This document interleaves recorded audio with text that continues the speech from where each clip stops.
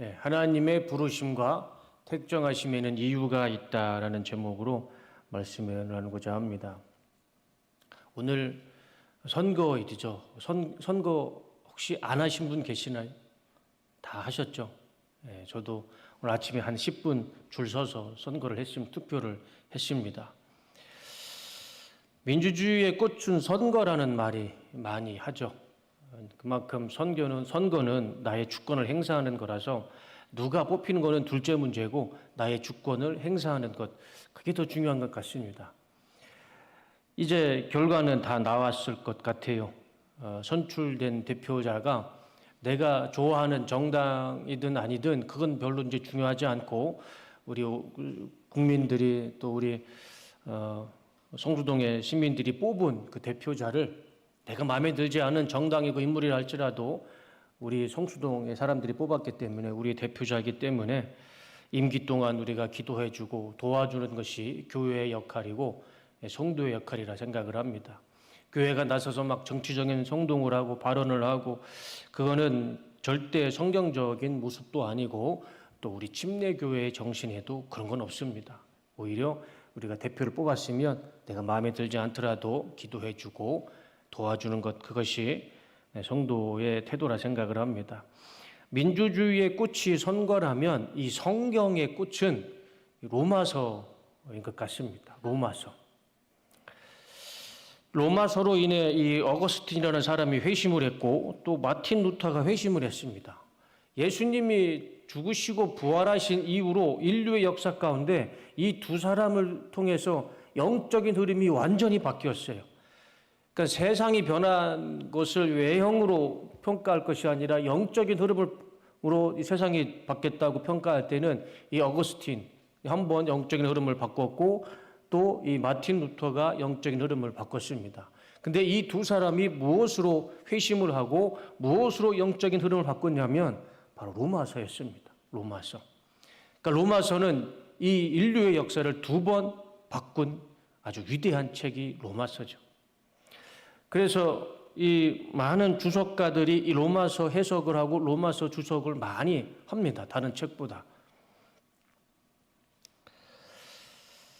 이 로마서의 시작은 부르심이라는 단어로부터 시작됩니다. 부르심. 다른 책보다는 참 특별하게 로마서의 시작은 이 부르심이라는 단어로 시작을 합니다. 이 부르심이라는 단어의 본래의 의미는 클레토스라는 단어입니다.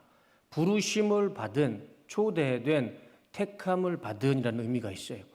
오늘 읽었던 우리 본문의 1절 말씀에 부르심이라는 단어. 근데 저 단어의 원형은 이겁니다. 칼레오라는 단어인데 부르되 내 이름을 부르는 겁니다. 내 이름을 부르는 거예요. 그게 바로 부르심이죠. 이 로마서는 부르심이라는 단어로 시작을 합니다. 이 클레토스 부르심은 그래서 결국 하나님이 나를 부르시는 것이고 나는 하나님에 의해서 택함을 받는 것이죠. 이것이 부르심이고 이 부르심이라는 단어로 로마서의 이 위대한 말씀은 시작이 됩니다. 부르심. 그래서 오늘 이 시간에는 이 부르심이라는 단어, 이 말씀을 가지고 두 가지 은혜를 생각해보고 설교를 마치고자 합니다. 첫 번째, 하나님의 부르심에는 목적이 있다라는 것이죠. 우리가 생각해 보면 누가 내 이름을 부르면 그냥 아무 의무 없이 목적 없이 부를까요? 이유와 목적이 있어서 제 이름을 부를까요? 당연히 제 이름을 부르실 때에는 목적과 이유가 분명히 있죠. 그냥 아무 의무 없이 부르지는 않아요.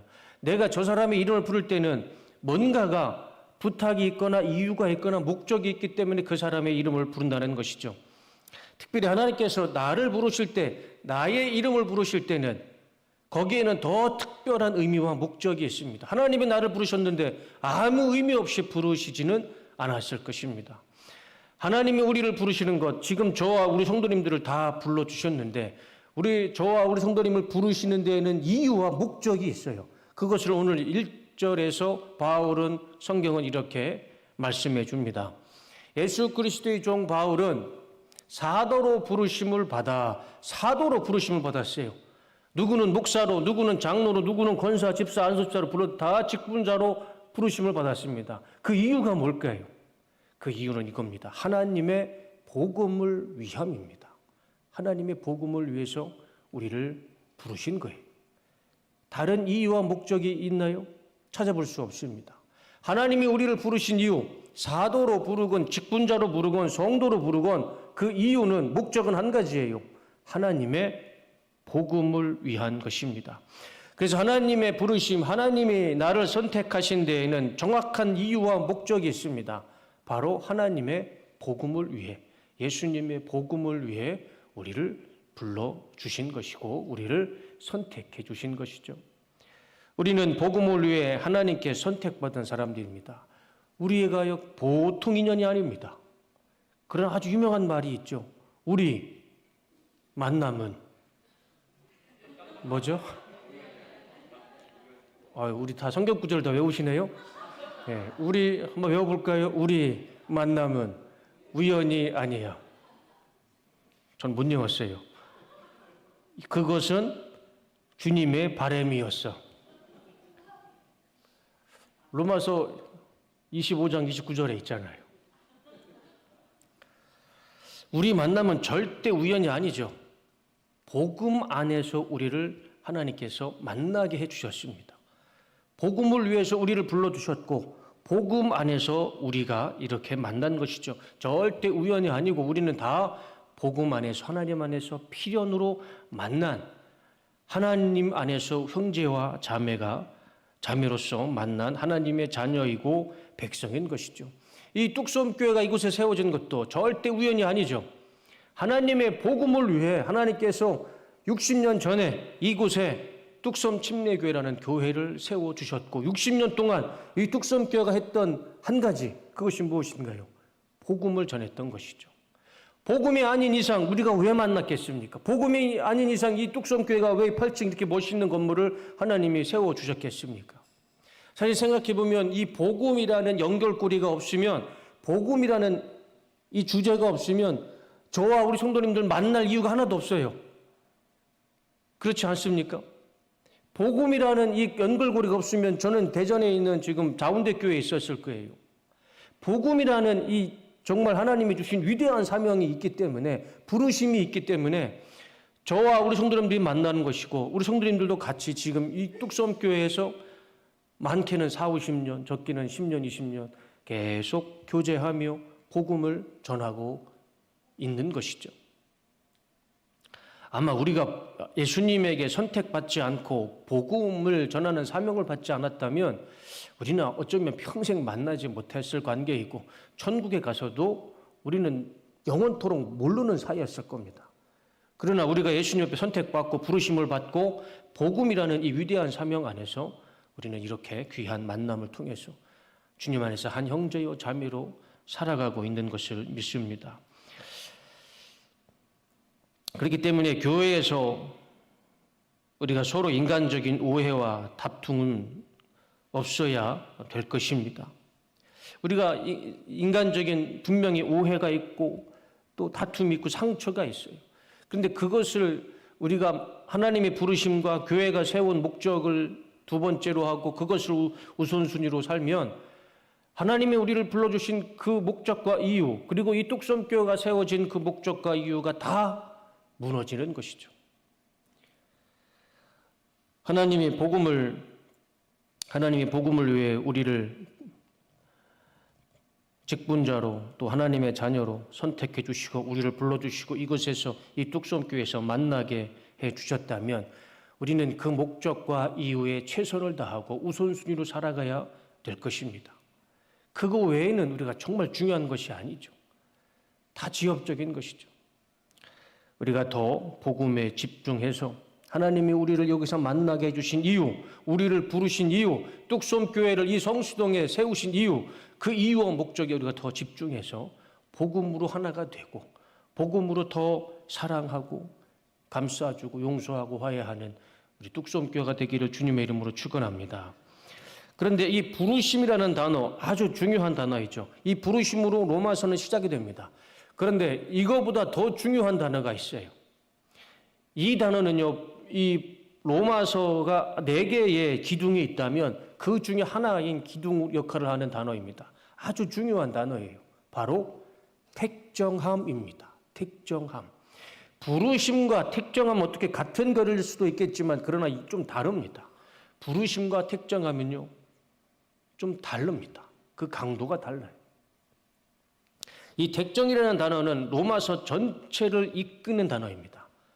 로마서의 가장 기준이 되는 또 가장 강력한 역할을 하는 단어가 바로 이 택정함입니다. 택정함. 의미를 보면 이렇습니다. 가릴 택자에 정할 정자를 쓰죠. 그래서 가려서 선택하고 구별하여 정해 놓은 것입니다. 좀 더 특별하죠? 우리를 부르신 건 주님께서 우리를 모든 사람은 부를 수 있어요. 그러나 그 부르심 속에서 택정, 가려서 정해 놓는 것입니다. 그러니 더 이 택정이라는 단어가 더 중요하죠. 헬라어 원문으로 보면 이렇습니다.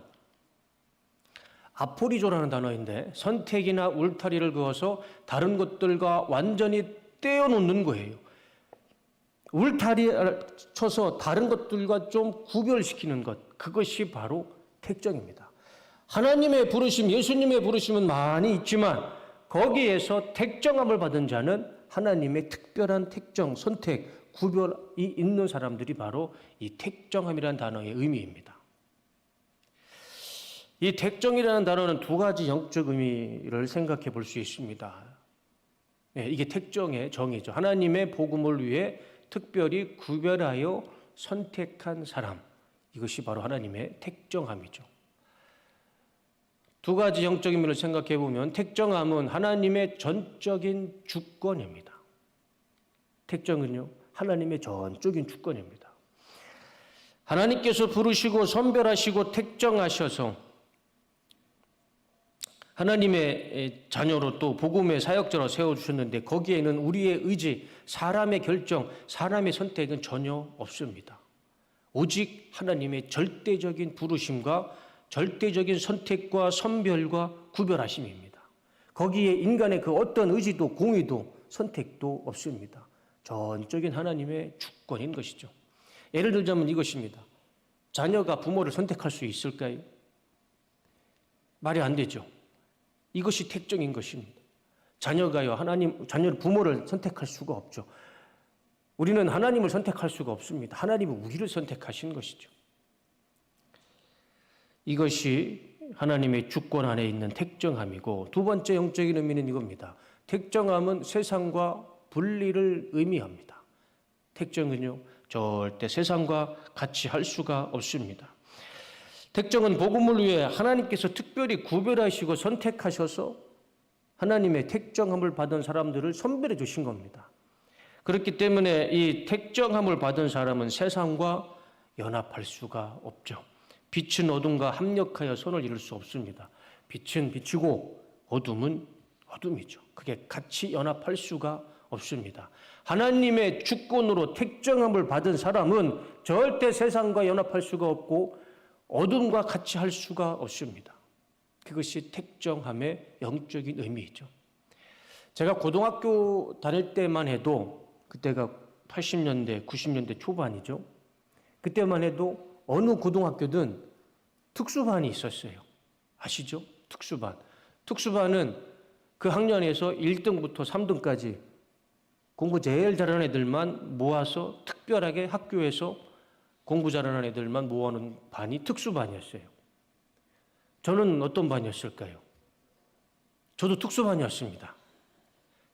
공부를 잘해서 특수반이 아니라 특별히 관리가 필요한 학생이었습니다. 그래서 저는 이제 특수반 애들을 보면 굉장히 짜증나고 굉장히 피해 다녔습니다. 그 특수반의 개념이 이 택정과 똑같은 것 같아요. 하나님께서 하나님의 복음을 위해서 똘똘한 하나님 앞에 순종하고 하나님 앞에 순종하는 사람들을 특수반으로 택정하신 거죠. 그러면 지금 하나님의 특수반은 누구이고 택정함을 받은 사람은 누구일까요? 하나님의 특수반, 하나님의 택정을 받은 사람은 누구일까? 그 조건이 첫 번째, 하나님의 절대적인 주권 아래 있는 사람. 두 번째, 세상과 분리되어 있는 사람. 그런 사람이 하나님의 택정하심을 받은 사람인데 그런 사람이 어디 있습니까? 지금 여기에 계신 우리 성도님들. 우리 성도님들이요, 지금 하나님의 절대적인 주권 아래 여기에 앉아 계시고, 그리고 지금 이 자리에 앉아 있는 것 자체가 세상과 나는 분리가 된 것이죠. 그러면 하나님의 특수반, 하나님의 택정함을 받은 사람이라면 교회 밖에 있는 사람일까요? 지금 뚝섬 침례교회에서 예배드리고 있는 우리 성도님들일까요? 우리 성도님들이 지금 하나님의 택정함을 받은, 복음을 위해 부르시고 택정함을 받은 하나님의 자녀가 됨을 믿습니다. 성수동에 있는 영혼들을 위해서 우리를 특별히 구별하시고 택정해 주셨어요. 그럼 우리는 이 하나님의 부르심과 택정하심에 순종하여 우리가 다른 것들에게 우리의 마음과 영혼을 빼앗기지 말고 오직 복음을 위해 더 열심히 예수님을 전하고 복음을 전하고 말씀을 전하고 전도하는 일에 우리가 최선을 다할 때 하나님께서 우리에게 차고 넘치는 은혜를 주실 줄로 믿습니다. 두 번째 은혜는 복음의 본질을 정확히 알자입니다. 복음. 이 복음이라는 사전적인 단어를 보면 이렇죠. 복자의 소리 음자를 씁니다. 그래서 복된 소리가 복음이죠. 영어 성경에는 굿뉴스입니다. 좋은 소식, 기쁜 소식, 행복한 소식이 영어로 되어 있고, 밑에 이제 헬라어는 이제 유앙겔리온이라는 헬라어입니다. 유라는 단어는 기쁨이고 겔리온은 소식입니다. 그래서 복음이라는 말 자체가 기쁜 소식이에요. 복된 소식, 기쁜 소식, 행복한 소식이 바로 이 복음이라는 것입니다. 그러면 성경에 말씀하기를 성경에서 가장 기쁘고 복된 소식은 무엇일까요? 성경에 말씀하시는 가장 기쁜 소식, 가장 복된 소식은 바로 예수님이 이 땅에 오셔서 십자가에 죽으시고 부활하셔서 부활의 첫 열매가 되셔서 우리의 모든 죄를 사하시고 모든 예수님을 믿는 자에게 부활의 은혜, 영생의 은혜, 천국의 은혜를 주신 것, 그것이 가장 기쁜 소식이죠. 그래서 복음은 무엇이라고 말씀하죠? 복음은 예수 그리스도. 예수 그리스도가 바로 복음이고 그것이 가장 기쁜 소식입니다. 우리는 복음을 그렇게 알고 있죠. 그런데 오늘 본문의 바울은 이 복음의 또 다른 개념을 말씀해 주십니다. 그것이 2절의 말씀이에요. 자, 이 복음은 하나님이 선지자들을 통하여 그의 아들에 관하여 성경에 미리 약속하신 것이라. 자, 빨간색 글씨만 보시면 복음은 하나님이 그의 아들에 관하여 성경에 미리 약속하신 것입니다. 아주 중요한 단어가 있죠. 복음, 하나님, 아들, 성경, 약속. 이 문장을요, 두 문장으로 바꾸면 이렇게 할 수 있습니다. 복음은 성경에 미리 약속하신 것입니다. 성경에 미리 약속한 것이 복음이에요. 그래서 복음을 그냥 한 문장으로 정리하면 이렇습니다. 복음은 하나님의 약속입니다. 하나님의 약속. 예수님도 하나님의 약속으로 오셨어요. 십자가의 죽으심도 하나님의 약속에 의해서 십자가에 죽으시고 부활하심도 하나님의 약속에 의해서 부활하셨습니다.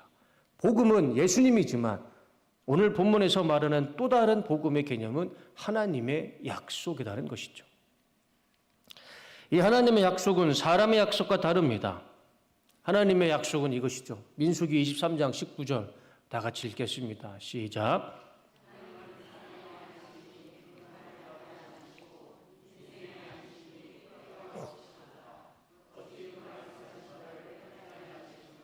하신 말씀을 실행하지 않으시랴. 하나님의 약속은요, 하신 말씀을 그대로 행하십니다. 하나님의 말씀이 실행하지 않는 말씀, 약속은 없다라는 것이죠. 그리고 열왕기상 8장 56절 시작. 여호와를 찬송할지로다. 그가 말씀하신 대로 그의 백성 이스라엘에게 태평을 주셨으니 그 종 모세를 통하여 물은 말씀하신 그 모든 좋은 약속이 하나도 이루어지지 아니함이 없도다. 하나님의 약속은요, 하나도 이루어지지 않는 것이 없다 말씀합니다. 예수님도 하나님의 약속으로 오셨고 죽으시고 부활하셨습니다. 그리고 로마서 4장 21절 시작. 약속하신 그것을 또한 능히 이루실 줄을 확신하였으니 하나님의 약속은요 능히 이루실 줄 확신한다. 바울의 고백이고 성경의 말씀이죠. 하나님의 약속은요 다 이루어 주십니다. 그것이 복음인 것이죠. 기쁜 소식, 복된 소식. 하나님의 약속은 다 이루어 주신다. 성경에 하나님의 약속은 수없이 많습니다. 창세기로부터 요한계시록에 하나님의 약속의 말씀과 구조를 찾아보면 그 숫자를 헤아릴 수 없을 겁니다. 그러나 그 수많은 하나님의 약속 가운데 7가지로 제가 한번 정리해 봤습니다. 가장 대표적인 하나님의 약속. 첫 번째, 생육하고 번성하게 하겠다. 창세기 1장 28절을 읽겠습니다. 시작. 하나님이 그들에게 복을 주시며 하나님이 그들에게 이르시되 생육하고 번성하여 땅에 충만하라. 땅을 정복하라. 바다의 물고기와 하늘의 새와 땅에 움직이는 모든 생물을 다스리라 하시니라. 하나님이 아담을 창조하시고 바로 아담에게 주신 말씀이에요. 약속입니다. 너는 생육하고 번성하고 땅에 가득하고 충만해라. 하늘과 땅의 짐승들을 다 다스려라. 하나님의 약속이었어요. 저 말씀이 이루어졌습니까? 안 이루어졌습니까? 지금 저 말씀을 우리가 누리며 살고 있습니까? 누리지 않고 살고 있습니까? 하나님의 약속이에요. 복음은 하나님의 약속입니다. 그것을 다 지켜주시고 이루어주시죠. 이게 복음이라는 것이죠. 두 번째, 다시는 물로 인류를 심판하지 않겠다. 창세기 9장 15절. 자, 시작. 내가 나와 너희와 및 육체를 가진 모든 생물 사이에 내 언약을 기억하리니 다시는 물이 모든 육체를 멸하는 홍수가 되지 아니할지니라. 하나님께서요 한 번 물로 심판하셨습니다. 그리고 약속해 주셨어요. 내가 다시는 두 번 다시는 물로 너희들을 심판하지 않겠다. 인류를 심판하지 않겠다. 지금까지 창세기가 지금으로부터 3,000년, 4,000년 BC 3,000년, 4,000년 전의 역사의 말씀인데 지금까지 단 한 번도 하나님은 물로써 인류를 심판하신 적이 없습니다. 그리고 약속까지 해주셨죠. 무지개로 약속까지 해주셨습니다. 이것이 복음이고 이것이 기쁜 소식 하나님의 약속이라는 것입니다. 세 번째, 나는 너희 하나님이 되고 너희는 내 백성이 될 것이다. 레위기 26장 12절 시작. 나는 너희 중에 행하여 너희의 하나님이 되고 너희는 내 백성이 될 것이니라. 우리는 죄의 자녀입니다. 심판받아야 할 죄의 백성이고 죄의 자녀였습니다. 그러나 하나님이 우리에게 약속해 주셨어요. 너희 중에 행하여 너희의 하나님이 되고 너희는 내 백성이 될 것이다. 저 말씀 그대로 지금 우리는 하나님의 백성이 됐고 하나님은 우리의 하나님이 돼 주셨습니다. 이것이 복음이고 하나님의 약속이라는 것이죠. 네 번째, 독생자를 보내 멸망치 않고 영생을 얻게 하겠다. 요한복음 3장 16절. 자, 시작. 하나님이 세상을 이처럼 사랑하사 독생자를 주셨으니 이는 그를 믿는 자마다 멸망하지 않고 영생을 얻게 하려 하심이라. 지금 저 말씀이 그대로 이 시간에도 저 말씀은 역사하고 있습니다.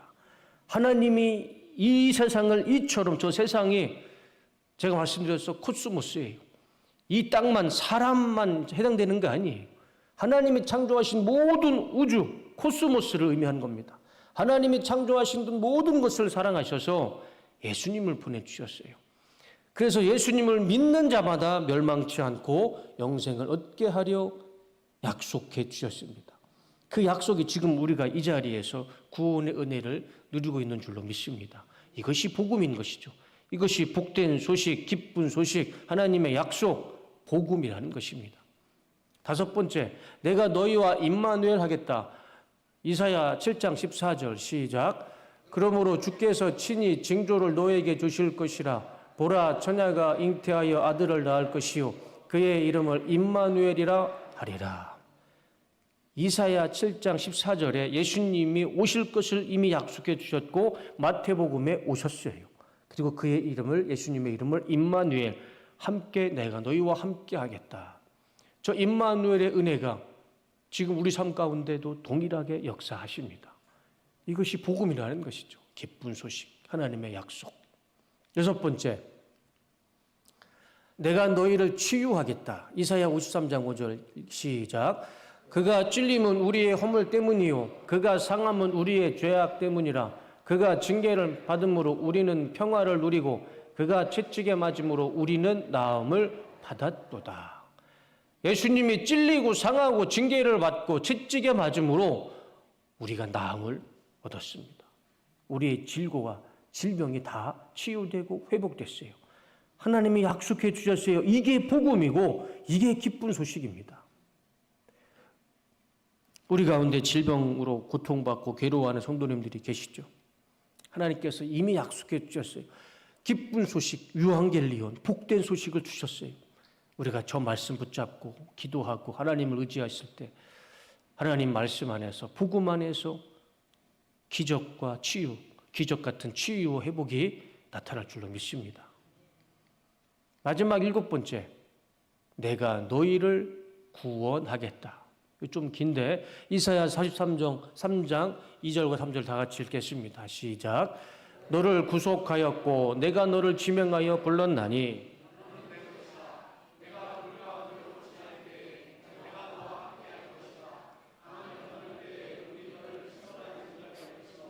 내가 불 가운데로 지날 때에 타지도 아니할 것이요 불꽃이 너를 사르지도 못하리니 대저 나는 여호와 내 하나님이요 이스라엘의 거룩한 이요 내 구원자입니다. 내가 애굽을 너의 속량물로 구스와 스바를 너를 대신하여 주었노라. 너를 구속하였고 내 구원자임이라. 주님은요 이미 약속해 주셨어요. 내가 너를 구속해 주고 구원해 주겠다. 내가 너를 지명하여 불러서 너를 구원해 주겠다. 이것이 하나님의 약속의 말씀이고 이것이 바로 굿뉴스, 유앙겔리온, 복음이라는 것이죠. 정리를 하면 이렇습니다. 7가지. 저 말씀을 우리가 다 봤는데 한번 저 말씀을 보시면서 생각해 보시면 좋겠습니다. 저 말씀 중에 지금 하나라도 이루어지지 않는 말씀이 있습니까? 저 말씀이 과거로 끝난 말씀이 있습니까? 그렇지 않아요. 다 이루어졌고 과거에서 끝난 것이 아니라 지금도 현재도 지금 이 시간에도 미래에도 저 말씀은 계속 역사하시는 말씀이 되는 것이죠. 이것이 바로 하나님의 말씀이고 이것이 복음이라는 것입니다. 복음. 로마서 1장 오늘 본문 1절 2절을 말씀을 다시 한번 보시면 그래서 복음은 이렇게 정의할 수가 있어요. 복음은 하나님이 성경에 미리 약속하신 것입니다. 이것이 복음이에요. 하나님이 미리 성경에 약속해 놓으신 것, 그리고 그 약속한 말씀이 지금 내 삶 가운데 역사하는 것, 그것이 복음, 기쁜 소식, 유앙겔리온의 의미가 되는 것이죠. 복음은 예수님입니다. 그러나 우리가 또 하나의 복음이라는 개념을 마음속에 품고 살길 원합니다. 복음은 하나님의 약속의 말씀입니다. 설교를 마치겠습니다. 하나님의 약속, 하나님의 복음을 믿으셔서 내 삶 속에 있는 모든 어둠의 것들을 다 몰아내시고 육체의 질병에서 치유와 회복되시고 오직 하나님의 말씀의 은혜로, 복음의 은혜로 늘 충만한 삶을 살아가시는 우리 뚝섬교회 모든 성도님들이 다 되시기를 주님의 이름으로 축복합니다.